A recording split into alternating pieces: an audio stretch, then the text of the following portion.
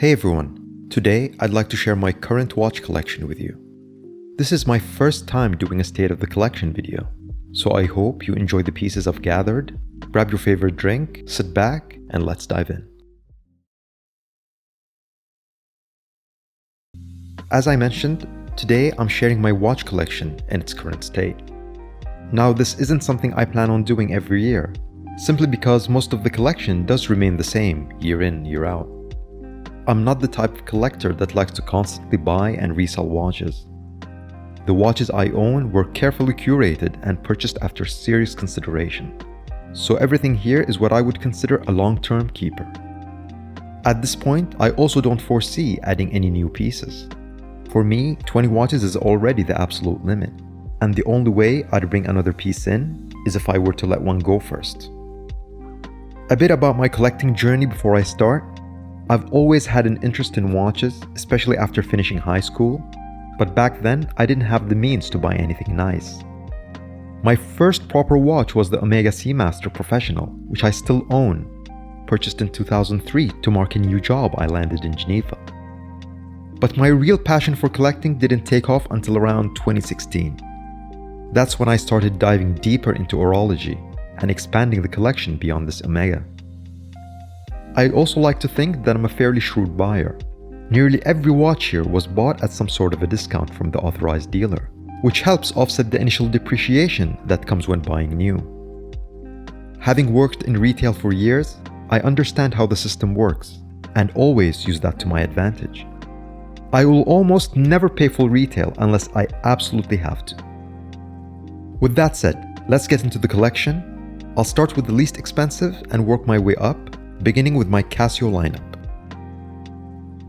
First up from Casio is this Casio 168. It's such an easy everyday piece that works for almost any occasion, and it's just fun to throw on the wrist every now and then. This next watch is the Casio Calculator watch, which I bought purely for nostalgia. This watch takes me right back to my early teens, when my friends and I all had these and couldn't stop talking about them. Even now, it's a blast to wear, and it always gets a ton of attention. Then there's my Casio PRW 3000. This is my dedicated hiking watch. This is the one I grab for multi-day treks, mountain biking, or for doing anything outdoors.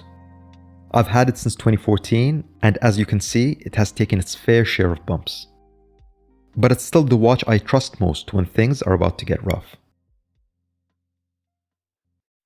Moving on to the first Seiko in my collection, the SRPC 051, often called the Dress KX. What really drew me in was that beautiful gray sunburst dial.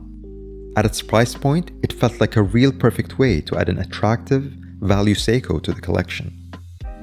To be honest, I don't reach for this watch often, but whenever I do wear it, it reminds me what a fantastic all-purpose watch this is. Truly a go anywhere, do anything kind of piece. This is my second Seiko, which came to me through sheer opportunity. The shop where I bought it was closing down permanently, and while chatting with the owner, he strongly suggested I grab the Seiko. It looks very unique, it's limited, and the clearance pricing was good, so it wasn't a hard decision to make.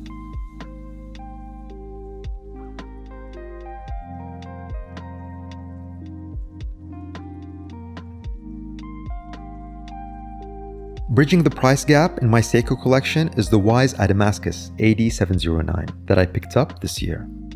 This watch marked my first foray into microbrands, and I have to say, it's been a thoroughly satisfying experience. I find myself reaching out for it regularly, whether I'm dressing smart casual or going full formal. There's something about its vintage-inspired looks that really speak to me. What's really impressive is the value proposition here. The quality you get for the price point has completely got me on board with microbrands. This is my Seiko SPB 143, which really needs no introduction. Seiko, I think, absolutely nailed this design, and as a photographer, I was really drawn to how photogenic it is. I knew I had to have it, but I waited patiently until prices became more reasonable. In the end, I managed to snag this one brand new at about 40% of retail. Unsurprisingly though, prices have now gone back up again. While it wears slightly taller and larger than I would prefer, it's become one of those watches I can confidently wear for any activity. Rounding out my Seikos is the SPB 083, often called the Baby Marine Master or Deep Blue Hole. The Fume Blue dial and how it glows and plays with sunlight completely won me over, as did the exceptional finishing on the case and bracelet. Like all my watches, it stays in the rotation, and it's my go-to for pool days and beach trips. More importantly, this was a watch I acquired during one of the toughest periods of my life, which makes it a permanent fixture in my collection.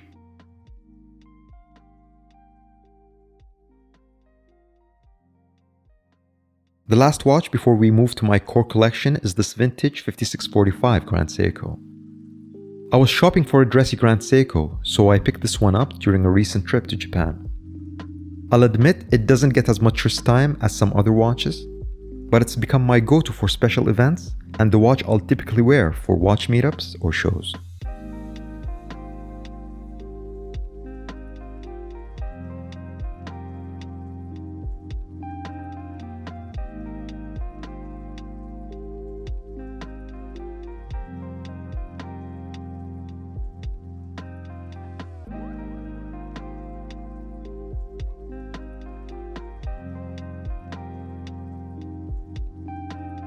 Kicking off my main watch collection in ascending order and marking my first chronograph is this Oris Big Crown Pro Pilot Chronograph GMT. I wasn't deeply familiar with Oris before this purchase, but that classic pilot watch look, the Oris font for the Arabics, and the color accents against the black dial really drew me in. As the only GMT in my collection, this watch has become my automatic travel companion.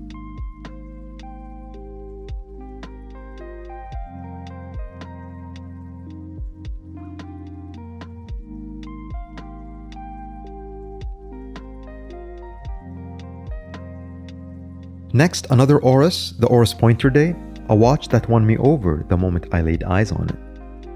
This grey Fume dial, boxed sapphire crystal, and compact case size are perfectly me. There's also an incredible level of craftsmanship here that I think often gets overlooked. I think everyone should try an Oris.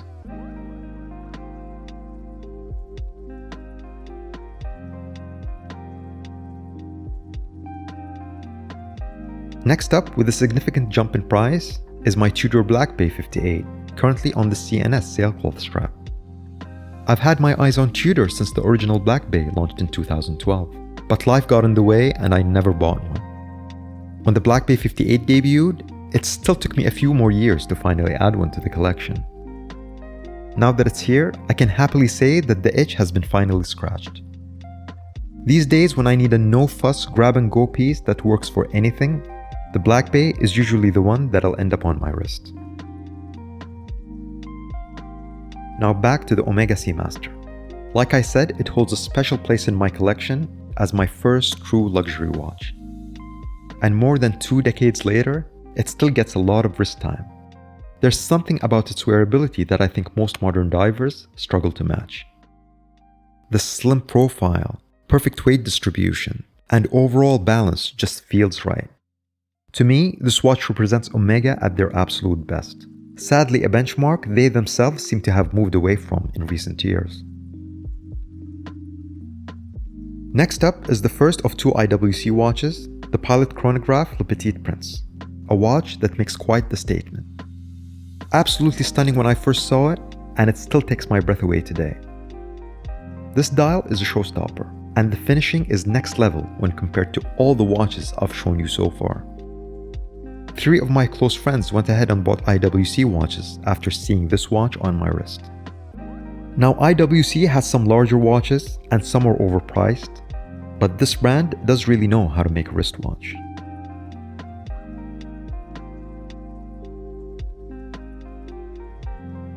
My second IWC, the Portugueser Small Seconds, is quite a different beast. While the dial appears simple and uncluttered compared to the Pilot Chronograph, it showcases everything I've come to appreciate in watchmaking. Clean two-handed elegance with that perfect small second subdial. A slim profile and an exhibition caseback revealing the beautiful IWC in-house movement. Watches like this are understated sophistication at its finest. Now I don't wear this watch as much as my other watches, just because it comes off as very dressy, and maybe not as versatile as watches like the Mark series from IWC. But I'm really making an effort to wear it more often. This Grand Seiko SBG A415 was my introduction to the Grand Seiko brand. I had my eyes on it since the initial limited release, so I was thrilled when Grand Seiko re-released the Seasons collection as a non-limited collection and made this watch available globally, and I could finally grab one. This textured dial, with its subtle color variations, plays beautifully against the blued seconds hand and golden GS logo. While it definitely leans more dressy, I find myself reaching for it way more often than I expected. It's just so damn wearable, but not with the bracelet it comes with, and that's why I have it on a leather strap. Next is the Zenith El Primero Original, which is my newest addition to the collection, and I'm absolutely smitten with it. The El Primero has what I consider to be one of the most fascinating and romantic stories in watchmaking. I wanted to own one ever since I first got into watches.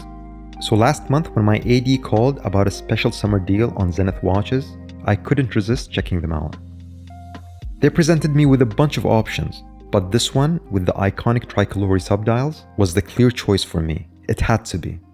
It's the most faithful recreation of that legendary 1969 original, and getting this watch at such a great price made my experience that much sweeter.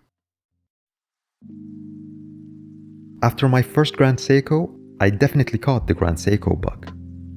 I knew I wanted to add another, this time a high-beat mechanical model, but I was willing to wait for some years for the right one. Then, as if it was meant to be, Grand Seiko unveiled the SLG H021 Genbi Valley at Watches and Wonders. This dial, the way its texture plays with the light, shifting colors like flowing water, is pure artistry. I knew instantly that I couldn't let this one slip away. If I had to guess, this will easily be my most worn watch so far this year. I practically have to force myself to take it off, and even then, it's usually just to admire this gorgeous movement through the case back. And finally, rounding out my watch collection, and sitting at the top in terms of price, is this Girard-Perregaux Laureato. I knew I wanted at least one integrated bracelet watch in my collection, and when shopping around, my shortlist included the usual suspects, like the Chopard Alpine Eagle, IWC Ingenieur, Chepex Antarctique, and Parmigiani Fleurier Tanda. Funny enough, the GP wasn't even on my radar initially, but seeing it in person changed everything. That tracing green dial with the Clou de Paris guilloché creates a depth and texture that photos just can't capture. The finishing, impeccable. To my eye, it outclasses the Alpine Eagle in refinement, while coming in well below the Chapek and Parmigiani on price. It was an easy decision, and I haven't second-guessed it once. This watch fits my wrist perfectly, even without micro-adjust. That's why, after the Seiko Genbi Valley, this might be my most worn watch so far this year. And that's it, watches that make up my watch collection. I hope you enjoyed some, if not all the watches I've showed you here. Let me know in the comments below which watch you liked seeing the most. As always, don't forget to like and subscribe for more watch-related content. Take care, and I'll see you in the next one.